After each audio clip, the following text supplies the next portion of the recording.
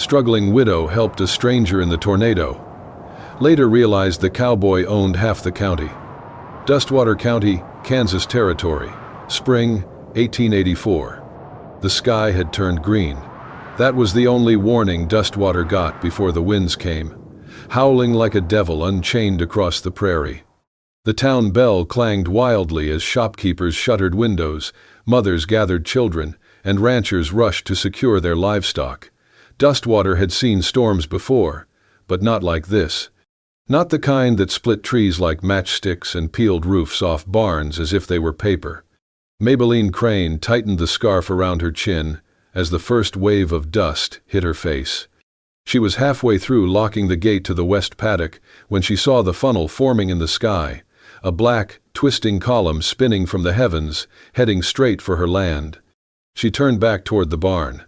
"Come on, Daisy," she cried, yanking on the rope tied to her mare. The horse reared, terrified, but Maybelline held firm, dragging the animal toward the half-collapsed stable. Wind tore at her skirts, pulled her hair loose from its braid. She was almost there when she saw him. Lying face down near the broken fence line was a man, tall, broad-shouldered, unmoving.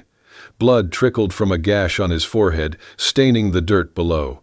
His coat flapped wildly in the wind, and one boot had come halfway off. Maybelline blinked, thinking it a hallucination. But then the dust shifted, and she saw his chest rise and fall. He was alive. "Lord Almighty," she muttered. The wind shrieked louder now. The funnel cloud was closer, devouring everything in its path. She had seconds to choose, the mare or the man. "Sorry, girl," she whispered, slapping Daisy on the hindquarters. The mare bolted toward the grove of trees behind the house. Maybelline ran to the stranger. He was heavy, dead weight, taller than her by at least a head, but she crouched low, hooked her arms under his shoulders, and began to drag. "Hang on," she hissed through gritted teeth, legs burning as she fought the pull of the storm. "You picked a hell of a day to drop from the sky." She pulled him across the yard, past the swinging gate, through the broken cellar door, and into the storm shelter. She slammed the door shut just as the wind screamed like a banshee outside, rattling the hinges and shoving against the frame like it wanted in. Inside the cellar, the only light came from a single oil lamp flickering in the corner. Maybelline collapsed beside the man, panting, her face streaked with mud and sweat. The stranger was unconscious, his face pale under the dirt. She fumbled for her canteen, uncorked it, and trickled a few drops onto his cracked lips. He stirred, his eyes fluttered open, blue, distant, confused. "Hey," she said softly, "you are safe now, do you hear me?" He tried to sit up, winced, and dropped back. "You have a nasty bump on your head, I would not move if I were you." He stared at the ceiling, then turned to her, trying to focus. "Where?" His voice was raw. "Where am I?" "Dustwater County," she said. "You were lying in my yard. Can you remember what happened?" His brow furrowed. His lips moved. Then, barely audible, he whispered, "Colt McCrae." The name meant nothing to her, but the way he said it, like it carried the weight of something lost, sent a chill down her spine. She leaned closer. "Is that your name?" He nodded weakly before slipping back into unconsciousness. Maybelline sat beside him, staring at the storm door as wind howled outside. "Colt McCrae," she whispered to the dark. "Well, mister, you better live long enough to tell me who the hell you are." Dustwater County, days after the storm. The road to town was gone. The tornado had ripped a scar through the land, tearing up fences, uprooting trees, and leaving the only bridge to Dustwater half submerged in floodwater. For the time being, Maybelline Crane and the man she had dragged from death were on their own. He woke on the second morning, still disoriented, still pale, but breathing easier. She sat by the fire with a pot of coffee warming and a revolver within reach. Trust had never come easy, not after everything she had lost. His eyes opened slowly. He stared at the low-beamed ceiling, blinking at the unfamiliar space. She stood and approached with careful steps. "You are awake," she said, setting the mug aside. "You had a fever yesterday, but it broke." He turned to her, confused. "Where am I?" "My place," she answered plainly. "Just outside Dustwater." He tried to sit up, grimaced, and leaned back again. "What happened?" "I found you in my yard during the storm, head bleeding, half dead. Do you remember anything?" His brow creased. He closed his eyes, searching his thoughts. "Nothing clear," he said. "Just wind, a horse, then nothing."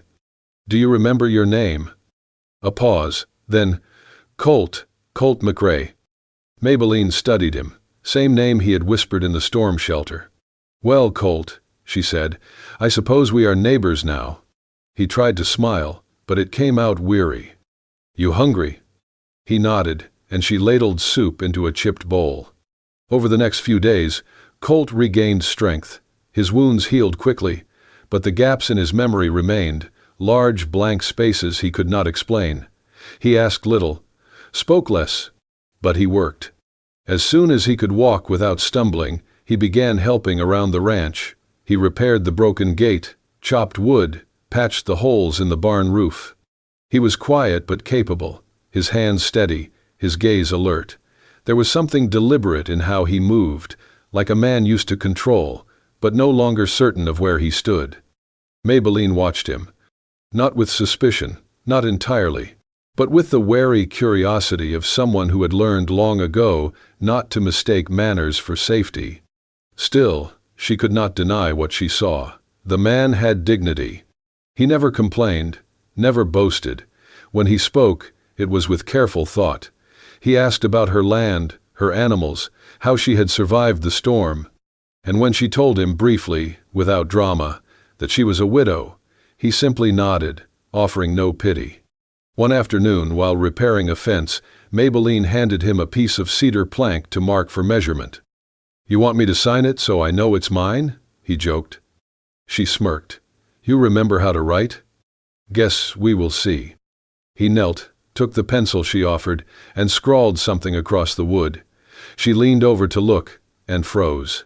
It was not just handwriting. It was a signature, sharp, flowing, unmistakable.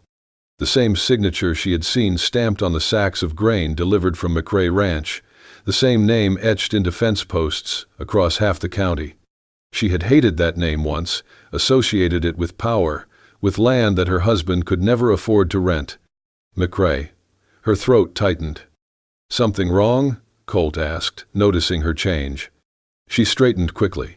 "No, just. You write real fancy for a man who cannot remember his own past." He raised an eyebrow but said nothing. She turned away, heart racing. Who was this man she had brought into her home, and why did his hand remember something his mind had forgotten? That night, she stared at the name carved into the plank, the firelight casting it in gold and shadow. Colt McCrae. She did not know yet whether he was friend or danger.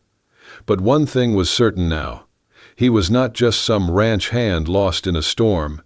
The memories came in fragments. A flash of hooves pounding against dry earth, the smell of smoke, the scream of a horse, then a gunshot, sharp, sudden, and nothing. Colt would wake in the middle of the night, sweat on his brow, fists clenched in the sheets, unsure if it was a dream or a warning. Maybelline heard him stir but never asked. She gave him space. She gave him time. And still, the questions hung unspoken between them. He spent most mornings fixing fences, repairing tools, or hauling debris from the tornado's wake. It was quiet work, the kind a man could lose himself in. Maybelline kept busy too, milking, baking, managing what little livestock she had left, but her eyes often strayed to him. There was something about Colt that did not match the story she had created in her head. He moved with too much precision. He studied the land like he had memorized it. His hands were rough from labor, but his posture, the way he carried himself, it spoke of someone used to being listened to. Still, she said nothing, until the rider came. It was nearly dusk when she saw the figure on the ridge, a dark silhouette against the fading sun, galloping fast toward her land. She stepped onto the porch, rifle in hand, narrowing her eyes. The man slowed as he approached, dust kicking up behind him. He was middle-aged, weathered, wearing a thick riding coat and a battered hat. His horse was lathered with sweat. "Anyone here by the name of Colt?" he called, voice rough but urgent. Maybelline hesitated. Colt was inside, washing up after the day's work. "Who's asking?" The rider swung down from his saddle, breathing hard. "Name's Tom Wilkins. I work at McCrae Ranch. Been searching for the boss near 2 weeks now." Maybelline's grip tightened. Colt stepped out of the barn, drying his hands with a rag. His eyes met the rider's and froze. Tom's mouth opened. Sweet mercy. He dropped his hat, crossed the yard in 3 strides, and clasped Colt's shoulders. "Sir, we thought you were dead." Colt stared at him, bewildered. "I know you." "It's me, Tom, your foreman. Don't you remember?" Colt looked away, shaken. "Pieces, flashes. I didn't know if they were real." Tom laughed, half sobbing. "They're real, all right. Lord, the ranch has been in chaos. No one knew where you'd gone. That mare came back without you, shot in the flank, saddle ripped open. We feared the worst." Maybelline stepped off the porch, heart pounding. "Hold on, this man, he's Colt McCrae?" Tom blinked at her. "Yes, ma'am. He owns half this county." She stared at Colt, throat suddenly dry. "The McCrae? As in McCrae Ranch? McCrae Lands? All of it?" Colt looked at her, eyes soft. "I didn't know. Not for sure. Not until now." She took a step back, the truth settling like a stone in her chest. She had saved the man who owned the land beneath her feet, the man her late husband used to curse whenever rent came due, the man who, if he wished, could buy out every acre within 100 miles. And she had made him soup, let him sleep under her roof, watched him split fence posts like any ranch hand. Colt took a slow step toward her. "I am sorry I did not tell you. I truly did not remember." She nodded, still reeling. He looked down, then back up at her, voice low. "You helped me when I had nothing. When I was no one. You saw a man bleeding in your yard and chose to pull him out of the storm." She said nothing. Colt's gaze didn't waver. "You saved me, not knowing I had land or cattle or men to call on. You saved me as I was." He stepped closer. "And that, Maybelline, is worth more than every acre I own." The carriage ride to McCrae Ranch was silent. Colt had insisted, gently, firmly, that Maybelline come stay at the estate while her house was being repaired. "It is the least I can do," he said. "You should not spend another night patching holes with burlap and hope." She had hesitated, pride rising like a wall inside her. But the truth was plain. Her home was broken, her pantry nearly empty, and she had nowhere else to go. Still, she was not prepared for what waited beyond the wrought iron gates. McCrae Ranch was not a ranch. It was a kingdom.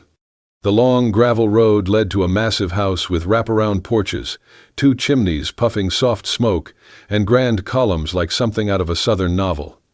Dozens of hands worked the grounds, men tending to horses, women carrying trays, boys running messages. Everyone moved with practiced rhythm, like they knew their place and had no need to question it.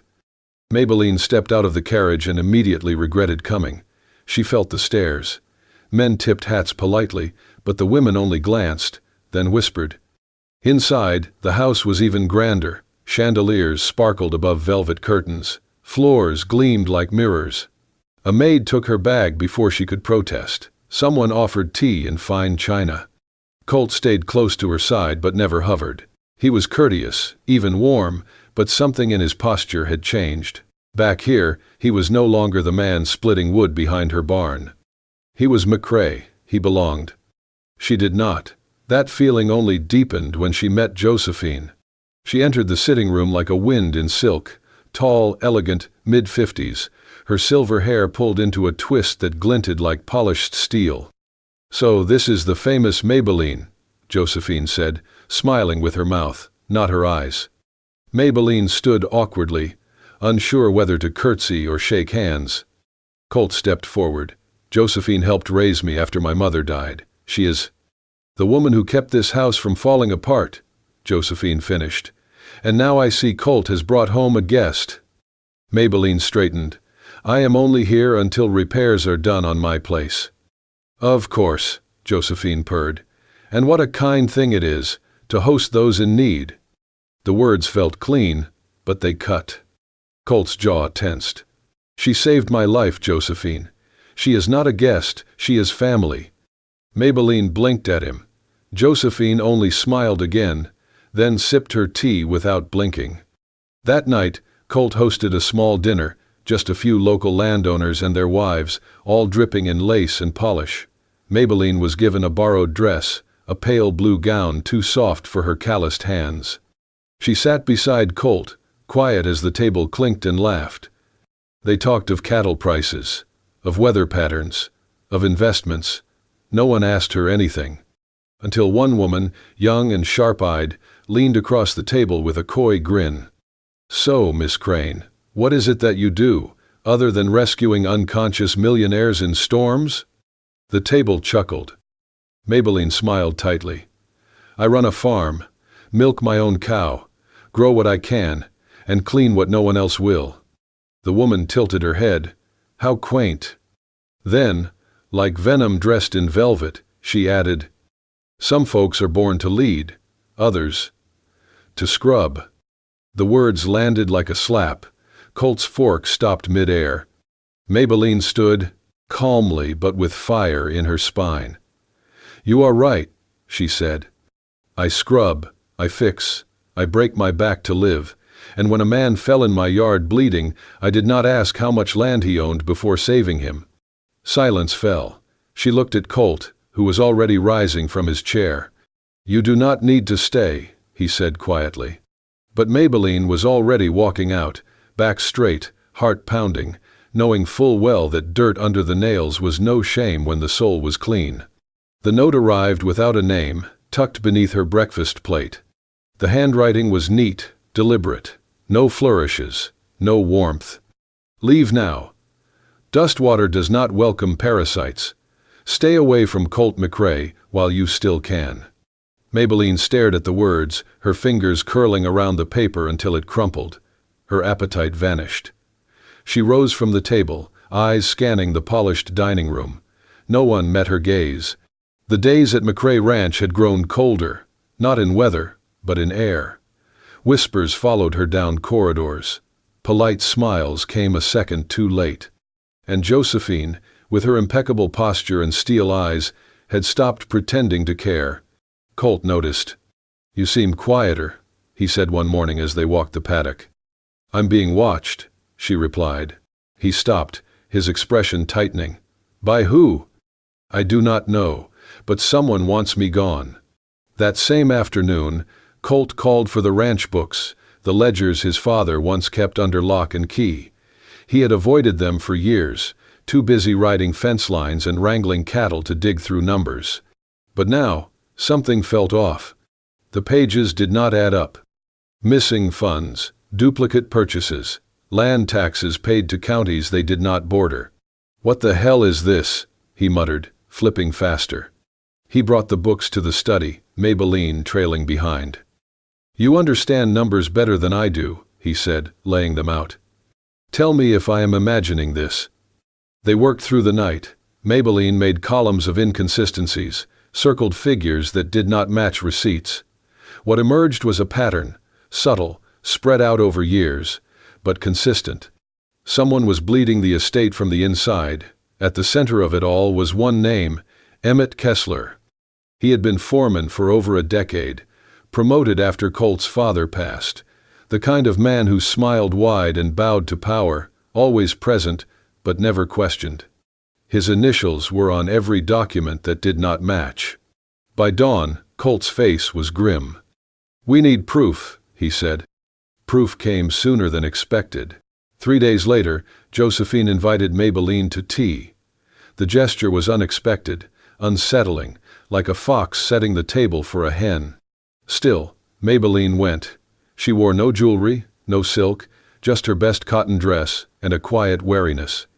The parlor was sunlit, the tea already steeped. Josephine poured with grace, never looking her in the eye. "You must be tired," she said. "Living under a roof not yours, having every eye upon you." Maybelline sipped carefully. "I am used to that. Life does not always offer comfort. Josephine's smile thinned. Perhaps not, but it offers place. Some women know theirs. Maybelline set her cup down. I am not here to climb ladders or chase titles. I saved a man's life, that is all. Josephine stirred her tea. Some would say, too much has already been saved. The words were still hanging when Maybelline's stomach lurched. A heat crept up her neck. Her hands began to tremble. The room tilted, not sharply, but enough to make her blink hard. She reached for the table, knocked over the saucer. Josephine did not move. The door burst open. Colt rushed in, eyes darting to Maybelline, then the untouched cup in Josephine's hand. What happened?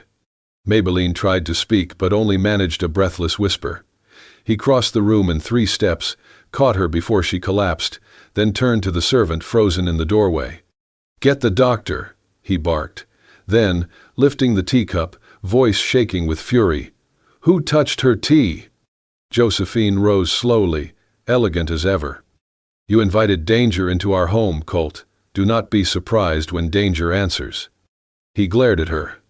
If she dies, you are coming with me to the gallows. Maybelline's head slumped against his shoulder. His heart pounded like a war drum. No more doubt. Someone wanted her gone, not with whispers, but with poison. The days after the poisoning passed in a blur of whispered apologies, guarded glances, and long silences. Colt kept Maybelline close, refusing to leave her side until her color returned, until the tremble in her hands had faded and her voice grew steady again. He brought her broth with his own hands, sat with her while she slept. When she stirred in the night, his voice was always there, low, grounding, as if to remind her she was not alone. You should have sent me away, she told him once, curled beneath a wool blanket by the hearth. He shook his head. I would have torn this house down brick by brick before letting you walk out of it. As her strength returned, so did her spirit. And with it, something neither of them had spoken of, but both felt in the quiet spaces between. They rode out one morning, just the two of them, into the open land beyond McCrae Ranch. The air was clean, the earth still scarred from the storm but slowly healing. Colt's horse led with easy confidence. Maybelline's followed close behind. They stopped at a ridge overlooking the valley, where the wind was brisk and the sky stretched endless above. A fire crackled between them, built of broken twigs and dried sage. They sat on opposite logs, knees drawn close, boots muddy from the ride. Maybelline held her cup of coffee with both hands. I buried him out back, she said, voice even.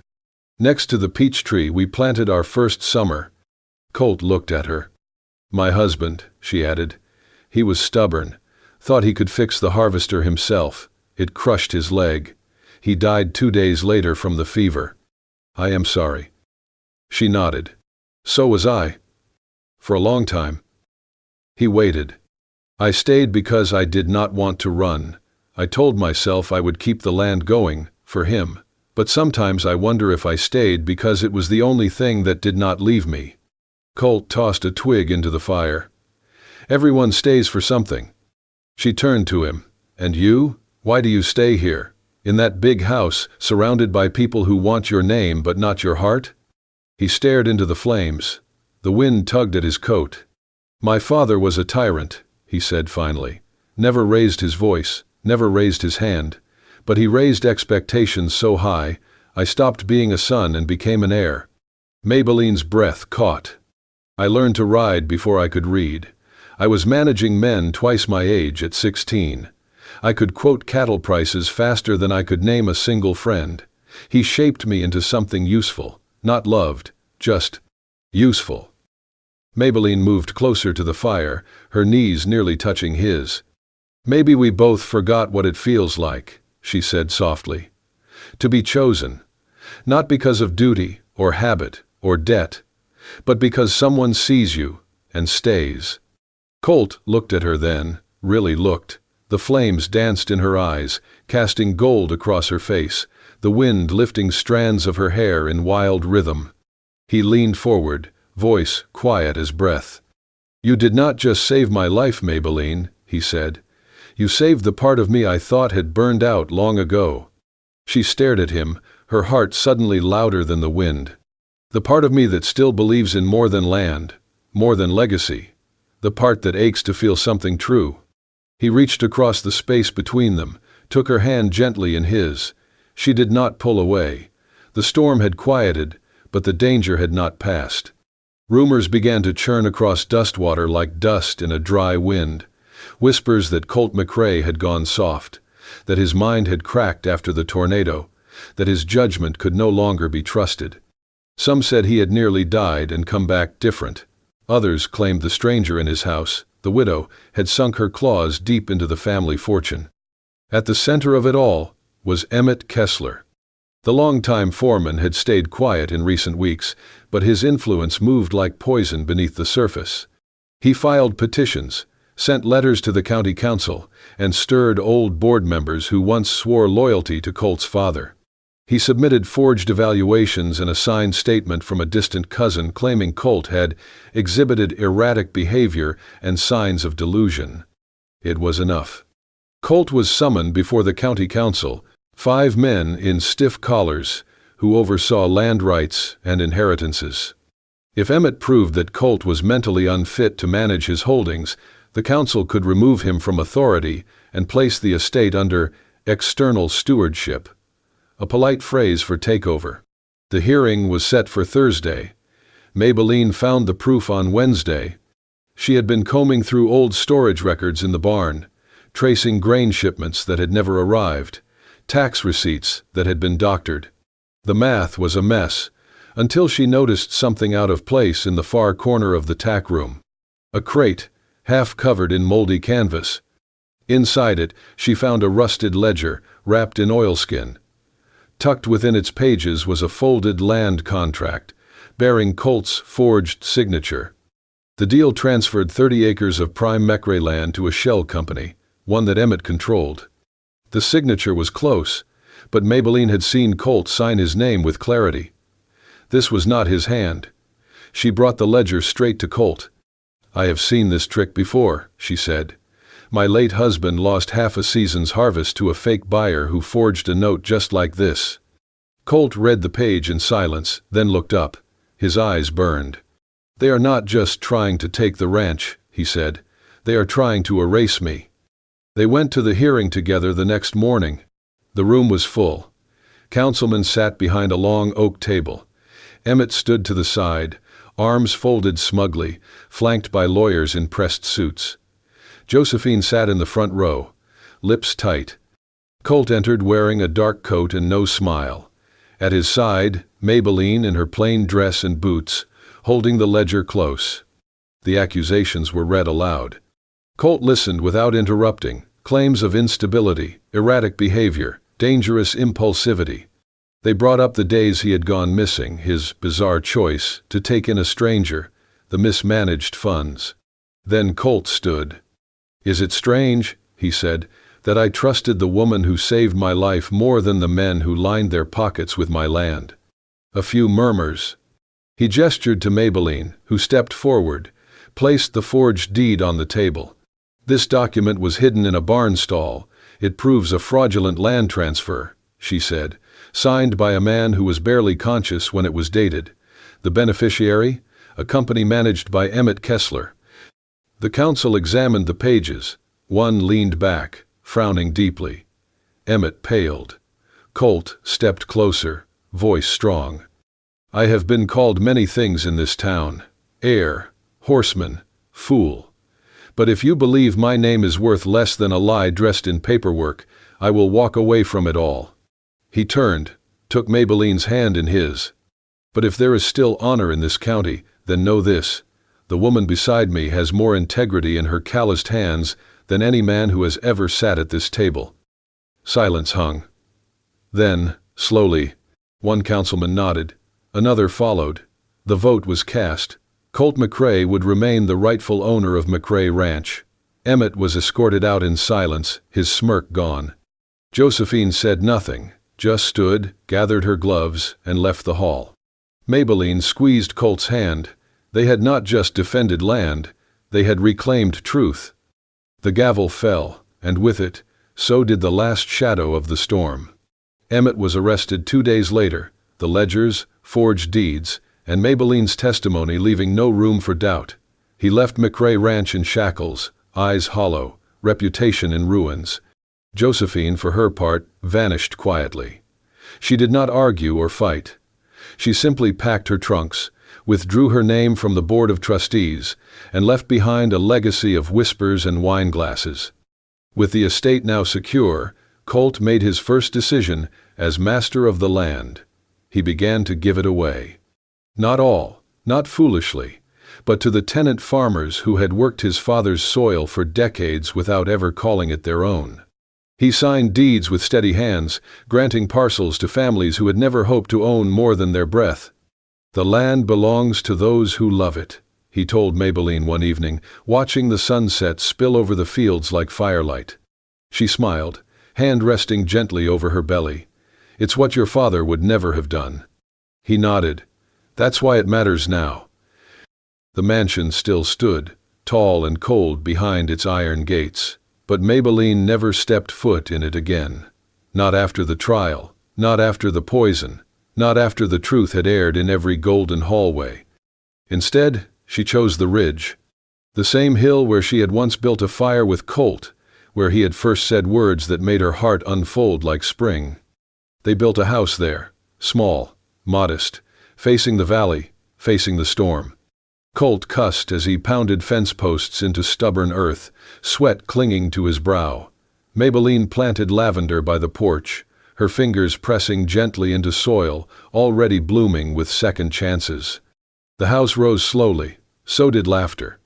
Each evening, they sat on the porch steps with mugs of coffee or hands resting together in silence. No silk, no servants, just wood, wind, and the kind of love that took root deep.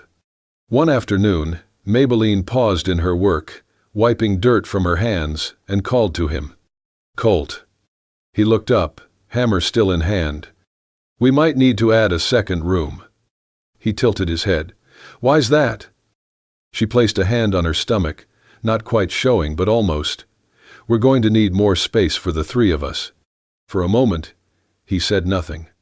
Then he dropped the hammer and crossed the yard in 5 strides, arms wrapping tight around her, forehead pressed to hers, his voice rough with something deeper than joy. "3 hearts under 1 roof," he whispered. "I'll build 1,000 rooms if that's what it takes. And God." That night, wind moved gently through the grass. Maybelline lit the lamp in their new window. Colt watched her from the fence line, the scent of lavender and pine drifting through the dusk. And the house stood, not grand, not gilded, but alive. A home, made from storm and kindness, built by choice, held together not by bloodlines or legacies, but by love that had weathered every wind and chose, again and again, to stay. And that is the story of how a storm brought down walls and built a home instead. From a lonely widow's porch to the heart of the most powerful ranch in Dustwater, Maybelline and Colt chose each other, not for names, or land, or legacy, but for love that held fast through betrayal, bullets, and bitter winds. Because out here in the Wild West, survival is just the beginning. If this story stirred something in your heart, hit that hype button, drop us a comment, and subscribe to Wild West Love Stories for more tales of courage, connection, and the kind of love that outlasts even the fiercest storm.